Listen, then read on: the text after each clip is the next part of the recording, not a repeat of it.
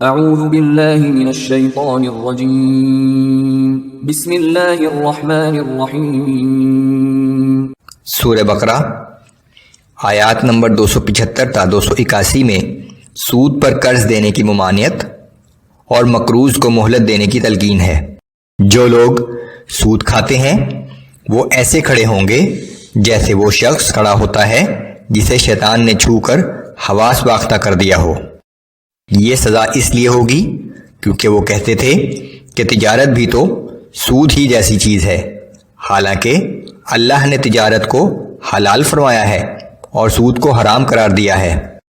پس جس شخص کے پاس اس کے رب کی جانب سے نصیحت پہنچ گئی اور وہ آئندہ کے لیے باز آ گیا تو جو کچھ وہ پہلے کھا چکا سو کھا چکا، اور اس کا معاملہ اللہ کے سپرد ہے۔ اور اس حکم کے بعد بھی جس نے پھر وہی کیا سو ایسے لوگ جہنمی ہیں، وہ اس میں ہمیشہ رہیں گے۔ اور اللہ سود کو مٹاتا ہے اور صدقات کو بڑھاتا ہے، اور اللہ کسی بھی ناشکر گناہ گار شخص کو پسند نہیں کرتا۔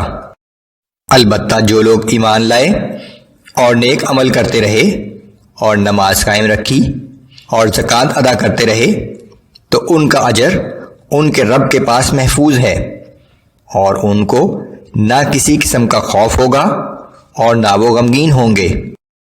اے ایمان والو، اللہ سے ڈرو اور جو سود باقی رہ گیا ہے اسے چھوڑ دو اگر تم حقیقت میں ایمان رکھتے ہو۔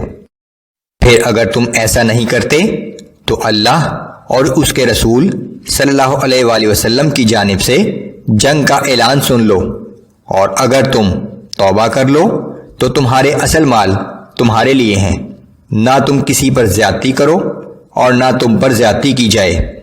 اور اگر قرض دار تنگ دست ہو تو اس کو خوشحال ہونے تک مہلت دینی چاہیے، اور اگر تم تنگ دست کو معاف ہی کر دو تو یہ تمہارے لیے اور بھی بہتر ہے، بشرطے کہ تم سمجھو۔